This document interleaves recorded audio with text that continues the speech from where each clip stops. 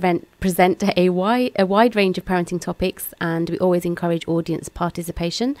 We try to offer a variety of discussions, and we do encourage people to call up and join in, just to give us your experiences and just to sort of join in on the topic today.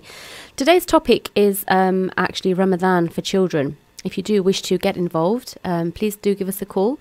The studio telephone number is 01733 602 133. The text and the WhatsApp line is 07745 278 978. And as always, if you are listening on Facebook Live, you can also drop us a message on there. Now, a very interesting topic coming up today, obviously with Ramadan upcoming in a few weeks' time. Something that's sort of probably preying on a lot of parents' minds is how their children are going to fast or how they're going to cope with Ramadan. The questions that we're asking today are: how do you prepare your children for Ramadan, and how do you make it more interesting for them? How do older children balance their daily school routine with perhaps waking up for suhoor and staying up late for iftar? Do call in and share your personal experiences with us. Also, what techniques have you developed with your children over the years? We'd love to hear from you, especially if you've got older children who've been fasting for a number of years and you've developed ways of coping with Ramadan with them. Our guest in the studio today is Shapla Kohli. She is a book-loving mother of two and Islamic studies teacher. She's balancing Islamic parenting, ambitious writing, and coffee drinking all at the same time. Welcome, Shapla. Thanks for coming in today. Assalamu alaikum. Wa alaikum assalam.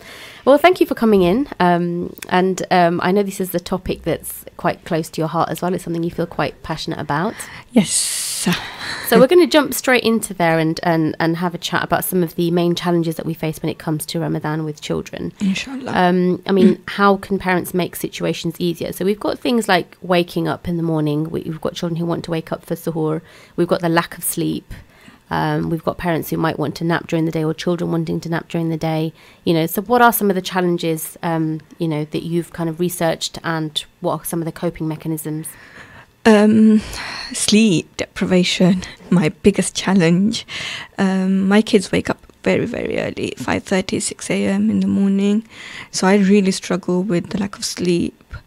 I try to nap during the day, but that's by the time you fall asleep, it's time to wake up again. So that never works, and I end up feeling more tired. I think also just spiritual reflection. You want some time away. Salah is so rushed. Sometimes you don't want that during Ramadan. So all these things, I realized after my first Ramadan with my daughter when she was 6 months old, that, I really need to start planning for it differently now. I can't just expect to do all my fard and sunnah and extra salah rakats. I have to know how I'm going to do it. Yeah. So I think it's really good to start thinking about it before Ramadan comes, to then, rather than just get like the shock of your life. It's all about planning. Yes. So planning ahead, knowing what your day will be like, I think is probably the best. And the best thing about it is you know it more than anyone else. You know your day, how it will be. So know what time you can, like, we've got longer days, plan your dhuhr, asr. Like, I think if you prioritize your salah first and then you put everything else around it, I think that really, really helps. I think a lot of people say that, but a lot of us don't tend to do it because we think, okay, I'll just finish the dishes off, or I'll clean the bathroom and then I'll start this and I'll start that. But I think actually if you set yourself like, no, I'm going to do this. So my son he's still at an age where he naps. So from now I've started to think about what I'm going to do when he's having those 2 hours. And what will I do if he wakes up early? So I'm actually putting it on paper. That really helps. With sleep, I've come to the realization I'm not actually going to get much sleep. So I've accepted that. I'm trying to eat more healthy, make sure I eat healthier food at suhoor, so I don't feel lazy and I'll have that extra energy. And then on weekend, I'm hoping to lie in. I guess that's the only time we have to catch up. I suppose something that's facing a lot of us now at this time of year is that it will be Ramadan, but also we'll have school runs at the same time. Oh, gosh. So that's going to be challenging for many parents, because of course you have been up late the night before, you've been up for suhoor in the morning.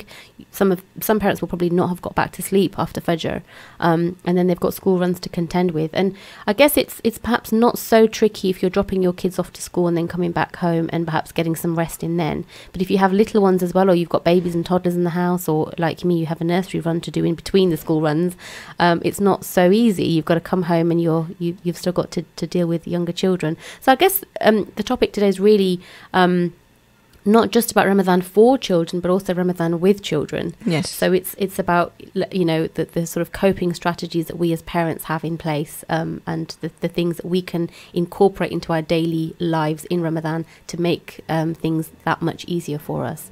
But I suppose, like you said, most of us have just kind of resigned ourselves to the fact that we won't get much sleep. And perhaps that's the best way to go about it, is stop dreaming about having lie-ins and catching up with sleep, because there's very little of that in Ramadan. So let's now go to the actual fasting at school. So we have obviously lots of older children who will want to fast, who are also praying Tarawih. They have got to be up for school in the morning. Yes. What sort of techniques can we kind of incorporate into our routines? Well, I don't have children that will be fasting, so I'm going to go back to when I first started fasting and I was in school or at college. I think having a home where it's all like everyone looks forward to Ramadan, everyone knows the values attached to it, the reward attached to Ramadan and fasting. I think having that environment set up first really helps the child who's about to fast, because I think most of the kids do want to fast. They're quite excited about it, and even if they're not, they want to know what it's all about. But I think having that, looking forward to it as a family, and maybe even looking at changing things around, so at suhoor making it a bit more fun. So I remember a sister last year shared that she had a smoothie station set up in her kitchen. Nice. So her kids could choose what fruit they want, and they could go and buy it themselves, and it was their own little container in the fridge, and they'd sort it out. And I thought that was really exciting, because it helped, one, they're doing it themselves, so creating that sort of environment, that atmosphere where they're excited to take part, and maybe even making tahajjud a family thing, where so really empowering the child with, so you can't just empower the child without knowing it yourself. So the importance of Ramadan, pass it on to them, teach them why they're doing it, not just like, oh gosh, you have to do it, and then they sort of drag themselves. And I think really knowing the essence of it and passing it. So that's like the first steps. But then also like the practical side. So maybe letting them lie in after school, because if that's the only time they're gonna have between Tarawih and when they come weekends, maybe not plan as many things. So if there's like things to buy and get done, maybe try and get it done before Ramadan, so the kids get to sort of have time at home. Sometimes it's not all about sleep, but not being physically involved with anything, just sitting at home. I suppose it's a bit more tricky for them, because they've obviously got school all day, and they've got work to do. They're using their brains a lot more.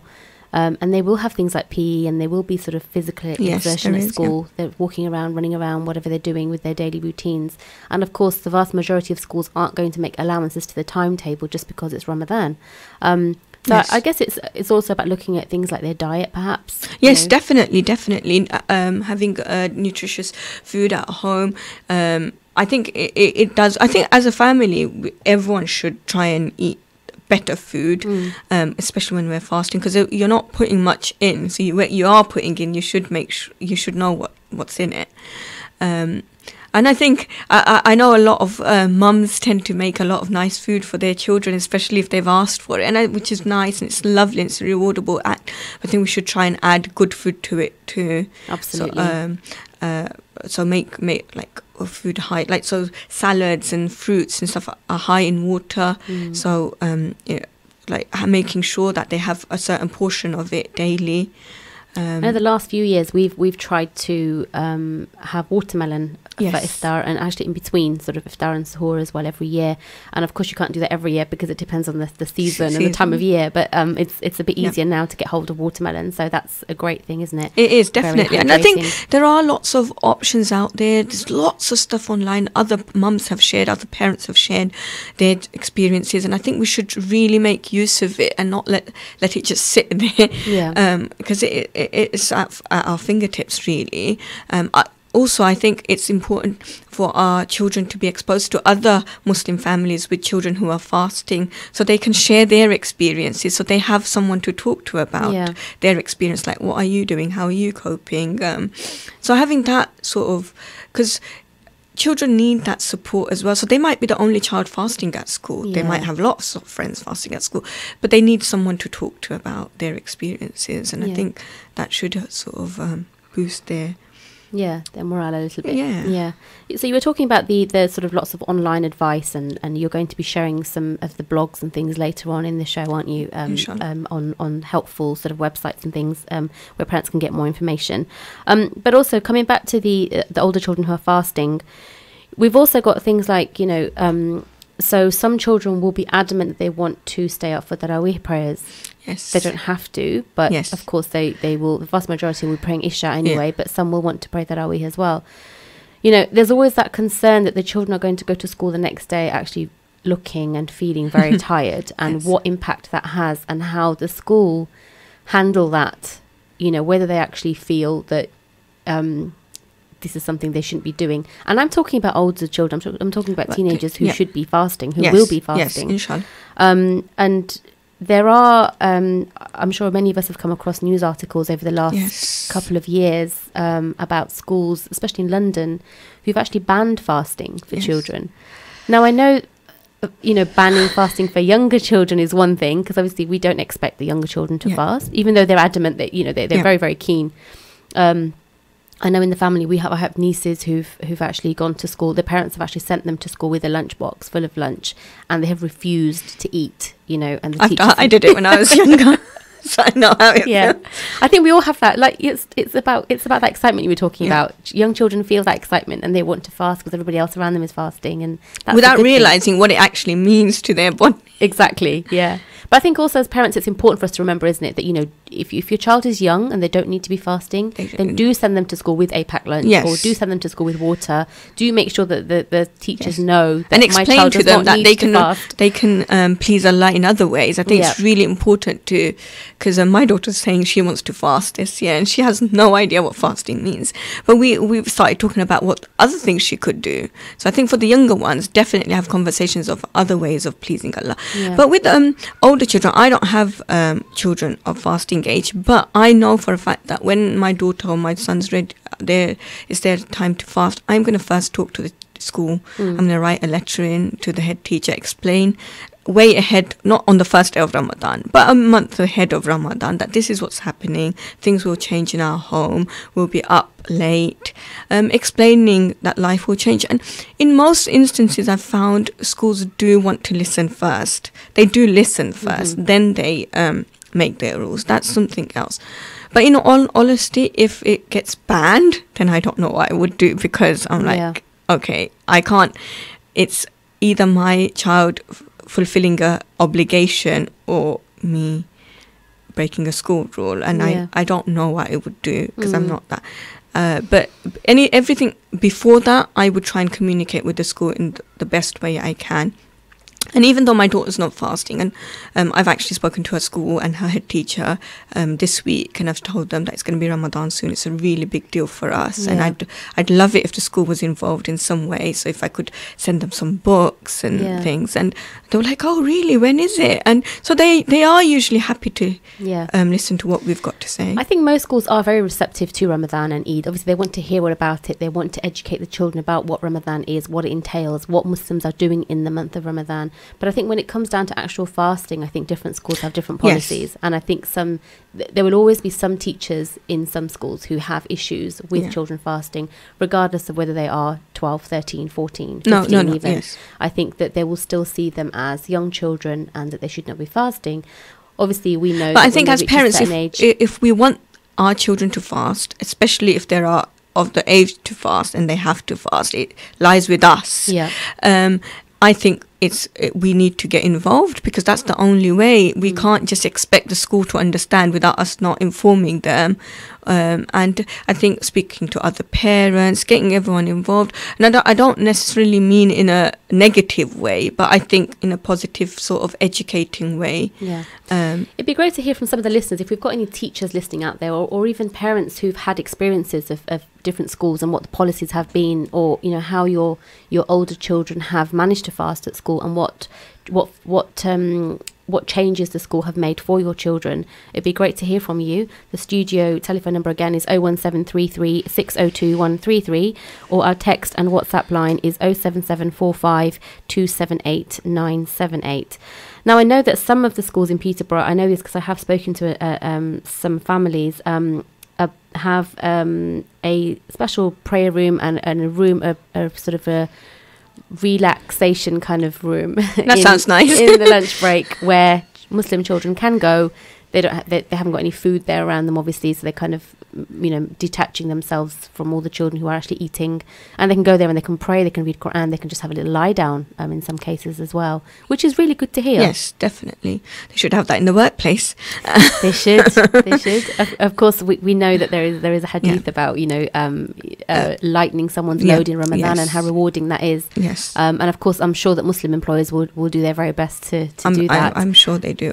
We hope so. Anyway, going back to what you were saying, the MCB have guidelines, which I actually read this morning, about just explaining what age children start fasting, how it is, and like salah. Even though in Ramadan there's no extra salah during the day, but most children want to do those salah, even if they don't at other times.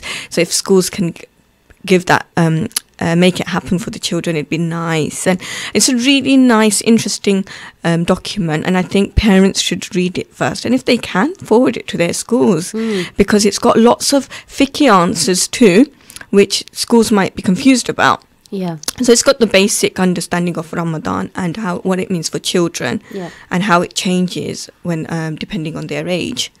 I found it quite interesting, to be honest.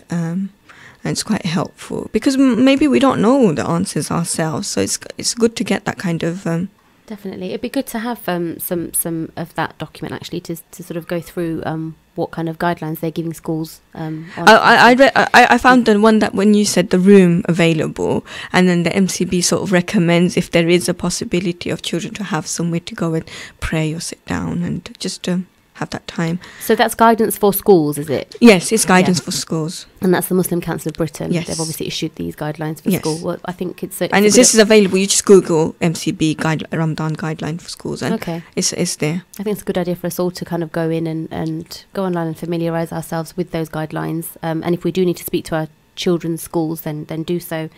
Also, coming back to the lack of sleep for children, I was going to say that after school, perhaps is a good time to encourage your older children who are fasting to have a nap. Yeah. Now, I've done this with my daughters, and I know sometimes they say, I can't sleep.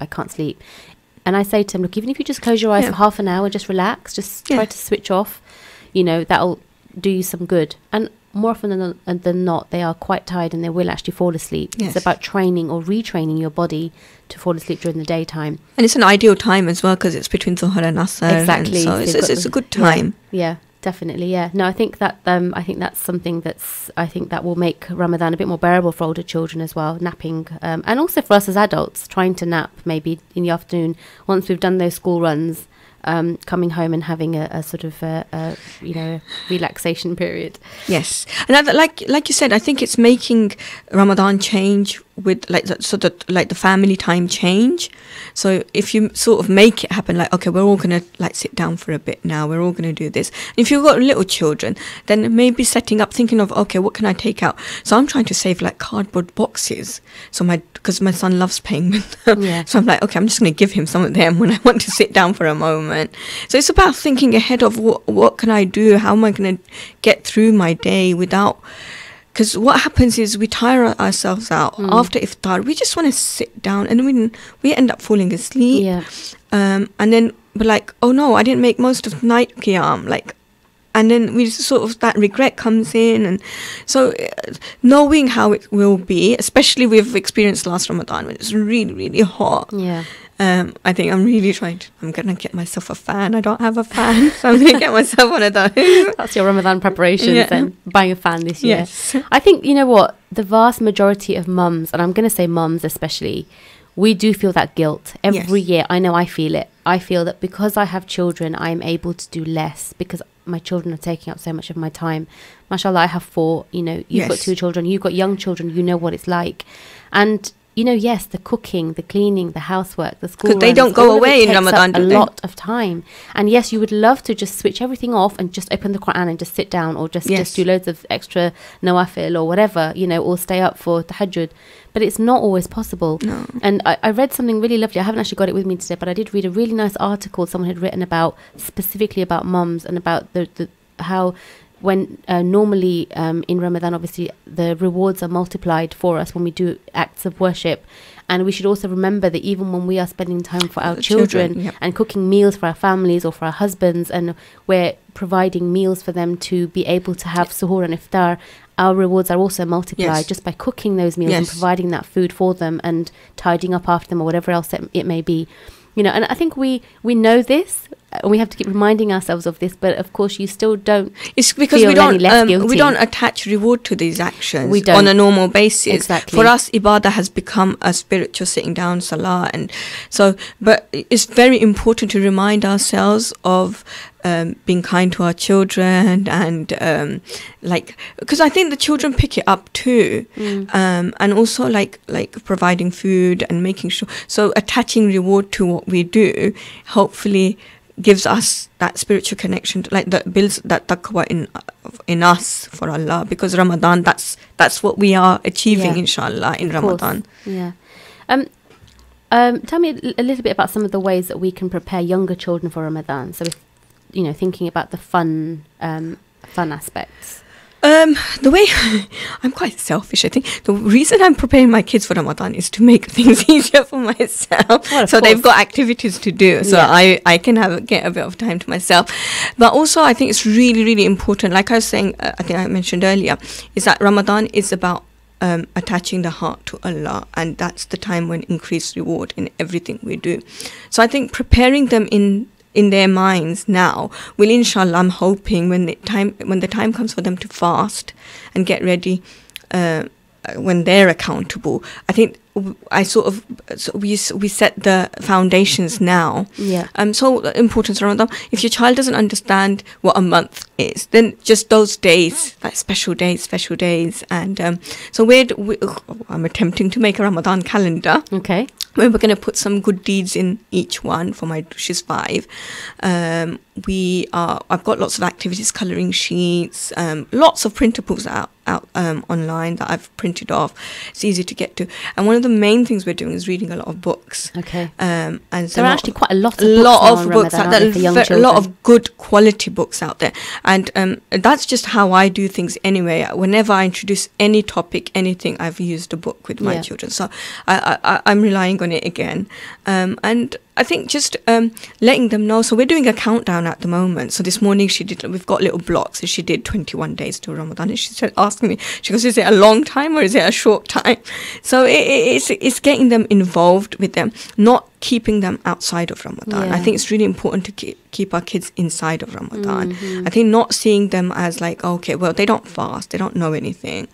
So we're going to have half-term holidays this Ramadan as well. Yes. So I'm hoping, inshallah, we might do like a suhoor picnic. Ooh, I don't know how it's going to go down, but I'm hoping if they wake up and they stay awake, they might sleep in. Yeah, so, if they've been awake at the time. Because she wants to know. She's like, so you guys have breakfast really like early? Because they don't understand what all this is. So getting them involved in them. So good deed jars, that's a really good way of getting them involved. I know a lot of people do advent calendar type things. We're not really into it, but I think good deeds like and then. Well, there are quite a lot of Ramadan calendars available online. I've seen a few where you get pockets. Yes. You know, so you've got 1 to 30, and then obviously you can either tailor make it or you can have whatever the seller is selling it with. Yes. So they come with cards, and they sometimes have Islamic questions in them that children have to answer, or they come with a little activity. I've also bought one, I think last year, a year before last year, we bought one that had actually little boxes that you pulled out. Oh, that's really nice. And they had little chocolates inside. But I wasn't keen on that because I thought I don't really want them eating that chocolate every single day. That's me, because I don't want, because I think I might put like a lollipop in on a Friday. So I don't know, but also I think we shouldn't, as mums, feel pressured to have to make Ramadan fun. Yeah.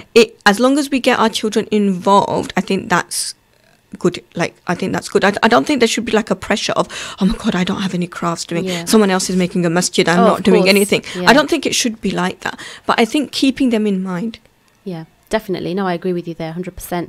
Well, we are just coming up to a break now, but listeners, if you do have anything to contribute to today's topic, please do give us a call after the break. Our studio telephone number is 01733 602 133, and the studio text and WhatsApp line is 07745 278 978, or you can also message us on Facebook Live if you are listening online.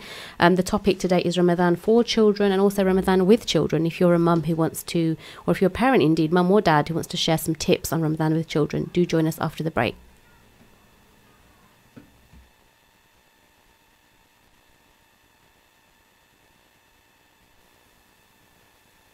You're listening to Salam Radio, and it's now time for Zohar Azan. Allahu Akbar, Allahu Akbar, Allahu Akbar, Allahu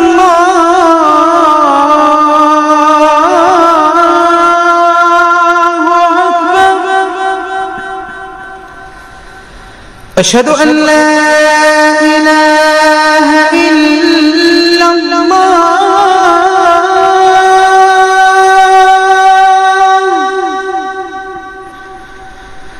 أشهد أن لا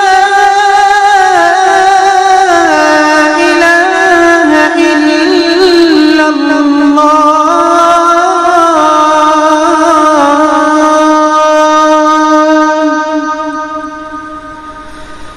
أشهد أن محمدًا رسول الله.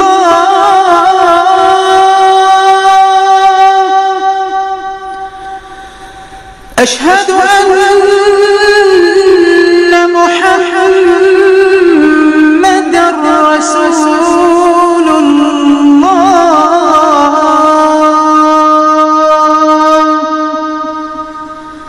حي على الصلاة.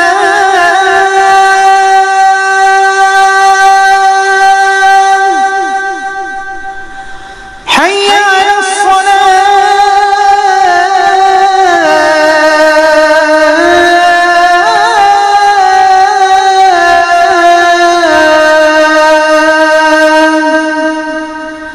حي على الفلاح.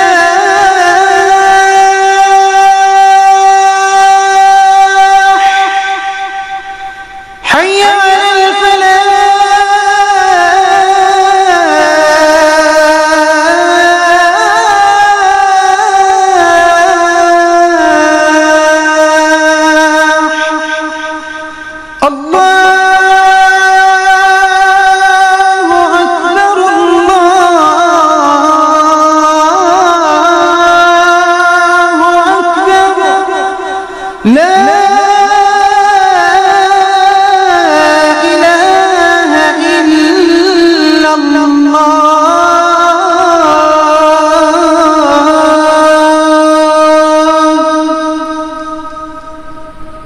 الله أكبر الله أكبر لا إله إلا الله. اللهم صل على محمد وعلى آل محمد كما صليت على إبراهيم وعلى آل إبراهيم، وبارك على محمد وعلى آل محمد كما باركت على إبراهيم وعلى آل إبراهيم في العالمين إنك حميد مجيد. اللهم رب هذه الدعوة التامة والصلاة القائمة آت محمدا الوسيلة والفضيلة وابعثه مقاما محمودا الذي وعدته. اللهم آتنا في الدنيا حسنة وفي الآخرة حسنة وقنا عذاب النار. اللهم بك نحيا وبك نموت وإليك المصير. رضينا بالله ربا وبالإسلام دينا وبمحمد صلى الله عليه وسلم نبيا ورسولا.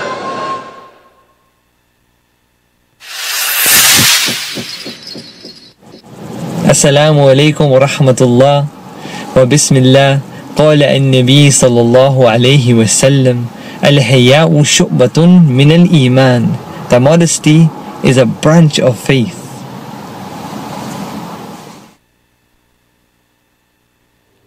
Assalamu alaikum and welcome back to Parenting Matters. You are listening to Salam Radio on 106.2 FM and in Peterborough, and in Luton also on Inspire FM on 105.1 FM. The topic today is Ramadan for children and Ramadan with children as well. And we have in the studio today Shapla Kohli who is discussing the topic with us and sharing some ideas with us today.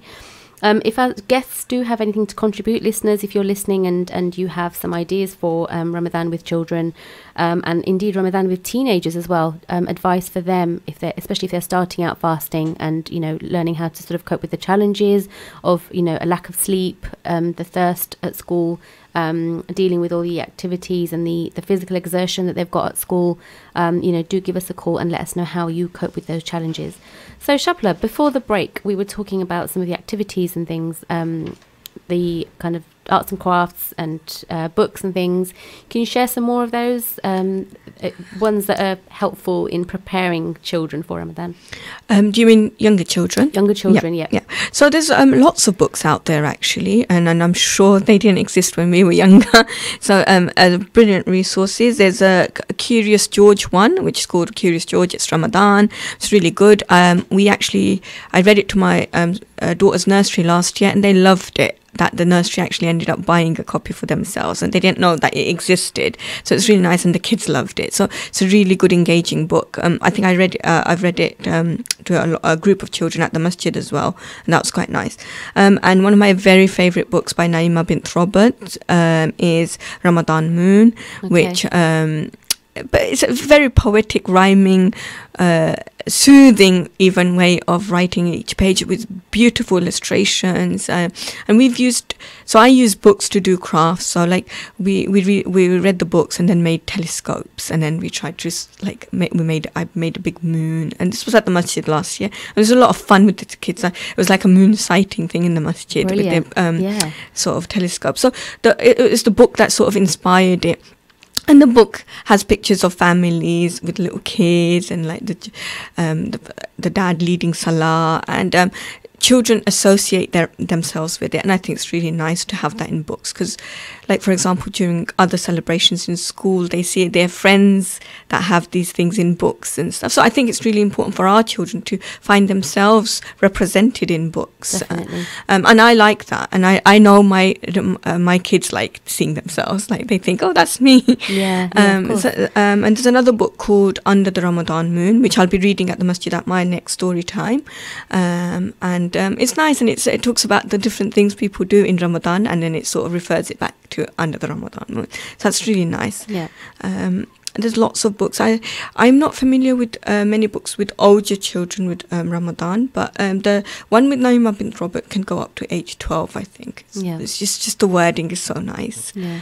It's great to see that there are so many really good books available now. I think when we were children, I don't know if you remember, there were really hardly any Muslim authors anyway. No. And then books about Ramadan and Eid were very, very rare to find. And also very factual and quite boring, to be honest. Yeah, whereas I think now they've got a lot of amazing authors who are doing, really amazing work. When I look at the Migo and Ali books, yes, the quality as well. Mia, really fantastic. Yes, very well written books, and that's what children need, because what you don't want is for them to associate anything non-Islamic with fun, and then have, as soon as it turns to Islam and learning about Islam, it all turns to boring stuff. But I think you want it to make it as fun as possible. Yes, also through books we can learn about like Muslims in other places fasting. So I've got a book called Drummer Girl, where it's about a girl in Turkey who wakes people up for suhoor, and she uses a drum. And it's lovely because I've heard the stories from my parents about how they were woken up in their time. So it was quite nice, although I've never experienced it myself. It was really nice talk about it, and it's because it's a girl, and the story talks about her dad. She wants to do it from when she was really young, and her dad takes her, and as she gets older, she does it by herself. So it's a really nice book. So there is a lot of stuff out there. A lot of Muslim mums get access to these books and then share them. And sometimes I think if you can't get hold of the books, ask your library, see if they can bring it in for you, speak to the school. There's lots of ways to get around it. Share books even. So there are lovely books out there. Definitely. Okay, good. And what about art and craft activities? There's obviously a lot on Ramadan at the moment, isn't there? There's lots and lots and lots, and some lovely ideas out there that you don't have to spend a lot of money on either. So it's a lot of stuff that you've got at home that you can reuse and make. So, I don't know, maybe if you plan a trip to the masjid, say for example, then that day you can build a masjid out of Lego and maybe learn the dua of entering the masjid, something like that, something simple. That's there's lots of I think yesterday I printed out of a silhouette of a masjid, and we're going to cut that out and try and paint it on something, I don't know, some sort of card. Nice. So there's lots of stuff out there, and if you Google something like Ramadan with kids and crafts, so many ideas come up, and not everything is lots of glue and paper.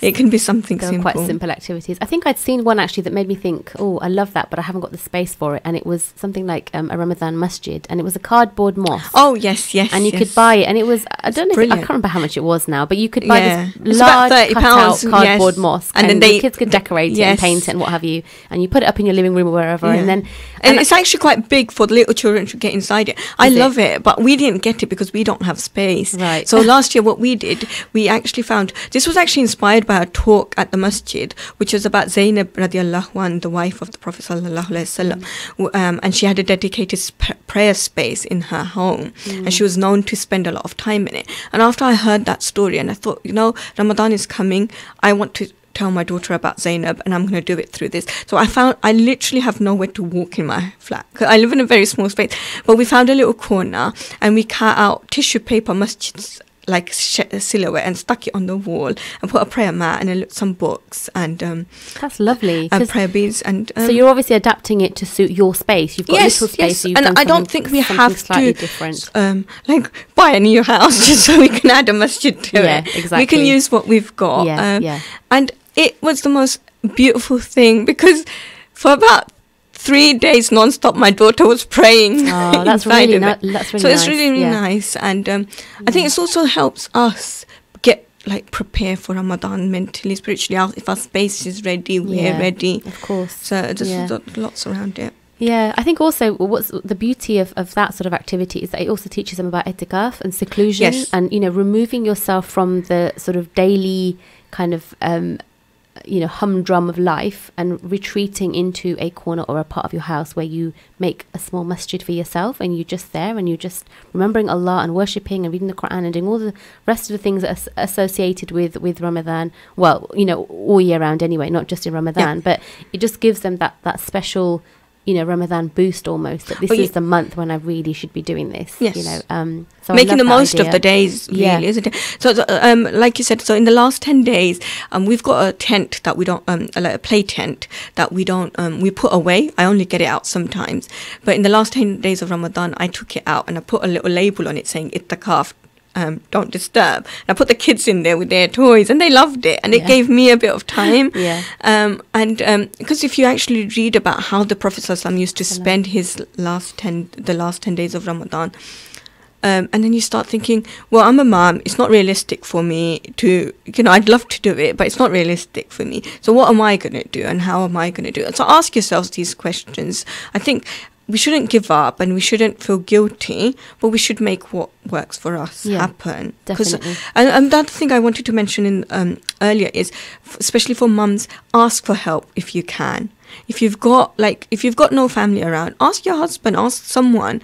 Don't shy away from asking for help. I think it's really important, even if it means you get 10 minutes on a Sunday morning by yourself. Those 10 minutes can weigh very heavy on the scales than 10 hours, because if those 10 minutes are dedicated to remembering Allah, and I think it's about thinking about the ways you can get time for yourself. If it means asking someone, ask. Yeah, especially in Ramadan, I think people would understand that, you know, Yes. that you do want, everybody wants to be a little bit selfish in Ramadan, because we all want to make time for our own ibadah and our own worship, you know. And so, yes, like you said, if you need childcare, get childcare. If you need to get a cleaner in, get a cleaner in. Yes. Because if it means you're going to have more time to worship Allah and read the Quran more, then great, go for it, you know. So yeah, anything that helps to make our lives as parents easier in Ramadan. One thing I want to come back to as well is we talked very briefly actually about reading and memorizing the Quran. Now I know you do a blog as well, Yes, Shapla. yeah, It's, yes. I don't know if you want to share that with the listeners. Yes, I write over at gildeddunya.com. I write under Y squared because my children are named. Their name starts with Y, and I've been blogging for about 3 years. It's mainly because of becoming a mom and thinking of ways to do, and I thought I'll share my ideas and get other people's ideas as well. Brilliant, yeah. And you write a lot about the Quran in particular. Yes, because I don't want to say obsessed, because what do I do about it? But I have got I've got an increased obsession with the Quran, Which is fantastic. and I like the idea, because I think the way I was brought up to recite the Quran is very different to what I've found it to be now. Right. And I'm really trying to understand it and take from it, and I want to do it in a way that my children are involved with it as well. So tell us about some of those ways of involving children. So recently I actually wrote a blog, I think over the weekend, Ramadan Quran Goals for Mums. And it's a list of ways that you can get involved, your relationship with the Quran can increase, but in a realistic way. So the first goal is reciting the whole entire Quran, but that might not be the most realistic goal for a mum, especially when you have no time to yourself. So I something like, for example, sharing stories from the Quran with your children. So reading it for yourself, understanding, reflecting on it, and then finding a way to tell your child about it. Yeah. I think it's really, because gaining closeness to Allah doesn't have to be like 2 hours of Quran recitation. It could be 5 ayahs, Yeah. and then that, if you share it with someone else, it helps them reflect. And so asking questions like, what do you think? I've shared this. What do you think it's all about? Stuff like that is connecting your child to the Quran without them being able to read even. I think some of the Migo and Ali books are quite good at doing that, aren't they? Yes, have because they provoke question, answer questions. session at the Yes, back. and Yeah. I think it's really important to do that. Also, things like taking the children to the park, and maybe even like putting their lunches in a box and taking them to the park, because the weather's usually nice. Yeah. Taking your musaf with you, letting your children eat their lunch, and then you just recite some Quran.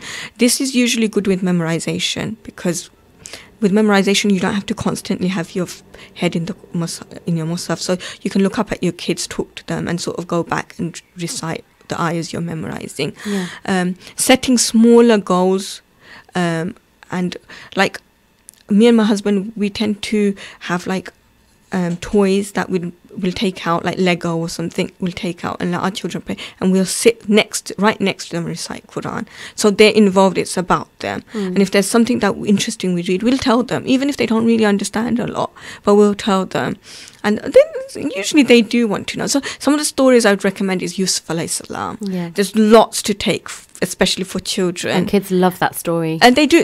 And you know what? They don't mind listening to it over and over again. Yeah. Because they want to know, and they think like, oh, okay, there's lots and lots of stories around the Quran that can be shared. And I think it's our way of finding, because Ramadan is the month of the Quran. And if we don't share that with others and ourselves, then we are really losing out on the month. Absolutely. Yeah, I agree with you 100%. And I think, with younger children, it's sometimes easier because you've got the stories, you've got, like you said, stories of the prophets, you've got books you can read, you can do arts, craft activities, things like that. With older children, it can sometimes be a bit more challenging, because I think that when they get to a certain age, especially those teen years, Yes. and they're not really interested in reading about fun things anymore. They're Yes. they're a bit more serious, they're a bit more subdued. And it's about themselves, isn't it? Exactly. And it's about finding things that they can connect to, and bringing that in with Ramadan, and making that more interesting and more fun for them. Because, of course, what you don't want is for them to just be really withdrawn in Yeah. Ramadan. Yes, they're fasting. Yes, they're waking up in the morning for suhoor and staying up for iftar. Yes, they might be praying the tarawih, but what importance do they attach to that? What sort of, they need to get the essence of it. It's not just, they're not just doing it because they're acts that they need to do. Yes. We really need to get that love of Ramadan in them, instill that connection. So I don't know if you've got any tips on Ramadan with teenagers. I obviously have no practical tips, yeah. but generally, like urging them to have a positive, good attitude. And one of the best ways to do that is by having a good attitude ourselves, I think. Yeah. Because even if they're 13, if they see that you're not telling them off as much, or you're not having a go at them, so maybe they might change it. Having that conversation, because they don't actually mind having that conversation. Giving them responsibility even. Maybe giving them a set task that, okay, you're going to be sort of doing this in Ramadan with us. Having family times. Although they try and, usually teenagers like, oh, we're bored and we don't want to sit here. But they actually do appreciate individual time that they're given, they're valued. So asking about their Ramadan, how they feel. They might not necessarily feel like how we do, like, oh my God, I'm losing out, I need to gain this much reward and that, but they probably don't associate it with this stuff. But there's I printed out this lovely printable from a sister called Sarah. She's all the way in Australia, but everything's available online on her blog called Parenthood Muslim Style, and it's actually a list of things, and it says, why am I fasting? And the idea is you put it up on your fridge in your kitchen or wherever where everyone can see it, and there's a lovely list of the reasons we fast, and it goes beyond like to feel like poor people, like the usual thing that we get hear from people, but it says things like to obey Allah's orders and to attain taqwa, to be protected from the hellfire, and then it gives the hadith or the Quranic ayah to explain what that means, to be forgiven for one's past sins, to enter paradise, to have accepted du'as, to get intercession on the Day of Judgment, and to gain great reward from Allah. So all of this is really nice, but I think just leaving that there isn't enough. I think it's about having that conversation, like, what does it mean to have our sins forgiven? Like, could it be something that's, you don't have to tell me, but is there something that you want to ask Allah for? Asking Allah, like, to have accepted dua. So like, maybe as a family, okay, we're all going to sit down with a piece of paper and we're going to make a list of duas, 30 duas for 30 days of Ramadan, and we're all going to sit down at a certain time in Ramadan and make those duas, and we're not going to share our duas with each other because Allah is the one who listens to them. So things like that, I think, giving them value, because it's about them, it's their, especially if they're fasting, really letting them understand the value of that fast, because it's so important to Allah, and really making them feel it. And it doesn't have to be in a very like sort of forced way, but in a nice way. Of course. And I think teenagers don't like talking, but they actually do like being important. Yeah, they do, and they like being listened to. Yeah, and I think making them know that Allah, like, you're very important if you're fasting for Allah. It's, the reward is something that we won't know. I think something else that's important for teenagers is to be around other teens who are fasting. Yes, definitely. Peer pressure and what their friends are doing is also very important to them at this age. And one thing we have tried to do in the past is have gatherings where there are other families with children of their age, and they're all at a similar level in terms of their understanding and their kind of mindset. And it does help. I think, if parents left the room and just left the girls to it, or left the teenagers to it, and I think just the discussions that they have definitely. And how they connect, is really good to hear. Because like you said, sometimes in some schools they might be the only sort of one or two children in the whole class who are fasting, and they need to feel that sense of belonging. They need to feel like this is our unique little club, of fasting Muslims. And I'm not the odd one out. It's just everyone wants to do it, and everyone is doing it. And I think sometimes it's nice to share our own experiences. Like when we were younger, I didn't want to, there's a time when everyone wants to fast, and then there's a time like you find like, oh gosh, do I have to fast? Of course. So sharing that with your child, that look, I felt like this too. I actually felt like this. My struggle was suhoor. I used to really struggle with the suhoor meal because my parents didn't make it fun for us. Yeah. So it was the boring usual food, and I didn't want to have that in the morning. Yeah. So I really struggled, and I was trying to avoid it. And So sharing that with you can say I really disliked it. Yeah. It just makes the child feel normal. It's about being realistic, isn't it? It's about being realistic. Yeah, don't act with them as if everything is all It's like perfect and fun and happy games. and then explaining that struggle, that dislike, that not feeling it is part of Ramadan, and that's how you connect to Allah. Yeah, and also maybe sharing with them that, the more you struggle, the closer you are drawing to Allah, the more He loves you, inshallah, So, it's very important. I think with teenagers, it is often much harder, and they're not always telling you how they're feeling. Yes. And that's difficult sometimes because you can't connect. But one thing we did a couple of years ago, actually, with my daughters are teenagers now as well, but we did a list of Ramadan goals. Yes. And they came up with their own goals. So they knew deep down what it was they wanted to do or what they felt they needed to achieve in that month. And they actually made their own goal list, and we typed them up. And we put them up somewhere on a cupboard, and they had a whole sort of 30-box tick list next to it. So each day they ticked next to each one, and it was simple things like saying astaghfar 10 times. Yes, yes. I do them for myself every year. Yeah, I make a Ramadan goal. Yeah. It's actually on my blog as well. I've got one for children as well. That's brilliant. You It's should a share that printable. because I think It's a printable. Okay. So for mums or dads, and for children. Children as well. Okay, so that's gildeddunya.com. Ramadan printable, and there's like things like saying salawat morning and evening, something easy for children, and it can change with age, doesn't it? And with the list of goals, I guess you can get the children to do them at their own levels. So my 7-year-old will have a completely different list of goals to my 14, nearly 15-year-old. So it's about getting them to write their own goals. Yeah, it's about them not forcing to do. Yeah. not forcing ibadah onto them. Yeah. But them finding their own way of worshipping, because everyone has different needs. Yeah. And I think it's giving them that space as well, isn't it? I think also it's important to remember that as adults, we can sacrifice our sleep, but sometimes for teenagers it's very hard. No. So that sleep deprivation is going to have a big impact on teenagers. Yeah. So I think really this year for me, one of my aims is that I'm going to really encourage them, really pressure them to have a nap every day after school, because I think it's important, especially if they're going to be staying up late at night and they have got homework, they've got work to get through during the day, they're using their brain power. Nothing changes because the days are still the same. So they need to get that extra rest in. And I suppose on weekends, maybe encouraging them to have a lie-in and, have a lot more rest than they normally would. And I think even if it means cutting down on some of the usual family stuff that, I don't know if there are activities, weekend activities, maybe even thinking about cutting them down. Not completely. If the child wants to do it, let them. But if they don't feel like it, maybe don't, because it's okay to do that. Exactly. Yeah. And I think when children are starting out, when they're first fasting, I think it's very hard to you don't want to pile too much on them. You want to say, right, just take it easy. You're fasting and you're doing your 5 salah. That's okay. That's all right. Because it's a huge thing, especially if they've not fasted before or they've not done whole fasts. No, I really, really I get scared thinking about the kids these days, because when I started fasting, it was the short days. Right. So it was iftar when we came home. It was the nice days. Yeah. But then saying that, my mum actually made it really fun. In the last 10 days of Ramadan, we used to camp out in the living room. Yeah. So it was quite nice. And then I'd wake her up, or she'd wake me up to pray and recite Quran and stuff like that.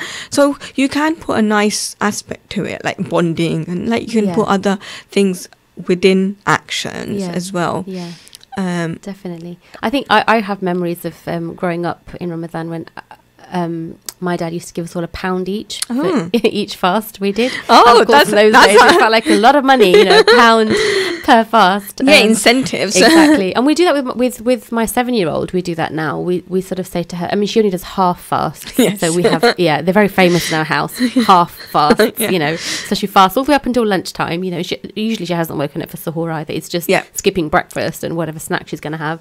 And she usually gets £1 for doing that. So it's a great way of getting children to nice. So practice, you've carried on your dad's tradition. Yeah, in That's a way. nice. Except we had to do whole fast to get £1, and she just does a half one. But it's good. I think children are doing a lot of running around and stuff as well, so it's not always easy for them to go without food for long periods of time. But I think even if you're just kind of getting them to have a little taster of what it's like to fast, because if it's not further on them and they're young, then there's really no need for them it's to setting fast, those foundations, isn't it? So inshallah, when it is their time to fast, that they already know what it's all about. It's not like, oh my God, I had no idea what this is. It shouldn't be like that. No. And I think we've got so much available. The other thing is, take children to the masjid. Yeah. Take children to the masjid, even if nothing is happening. Yeah. Make a family trip out of it. I do it. It's sad, I know, but it's good because you're actually encouraging that sort of attachment to the mosque. Yes, definitely. And also, like, if they've got homework to do or something, just say, we'll all go. I'll do my reading. You can do this. We're going to spend like 20 minutes there, and we'll come back. Yeah. Sometimes going away from the home environment helps. Yeah. Going inside the masjid really makes everyone think differently. So it helps. If you've got younger children, take some toys, with like a jigsaw or something with them. Definitely. Well, we're coming to the end of our show, Shapla, and I know we could talk lots more on this topic. We hope the listeners have found it useful as well today. Did you want to quickly share the details of your blog again for listeners? Yes, it's gildeddunya.com. And I'm on Facebook as Gilded Dunya. I'm on Instagram as Gilded Dunya as well. Okay. And you can find me sharing reflections, thoughts, and ideas of how I'm a mum and a Muslim woman. Fantastic. Thank you. Thanks a lot for joining us again today, and thank you for the listeners. Khair. Thank you, Jazakallah khair, and thank you to the listeners as well for tuning in. And we hope that you've kind of managed to get lots of tips there on Ramadan with children and for children. But as just Sister Shapla said, do go online and do some research yourself on activities, especially arts and crafts, books, things like that you can do with your children. Thanks again for listening. Do tune in next week. Assalamu alaikum.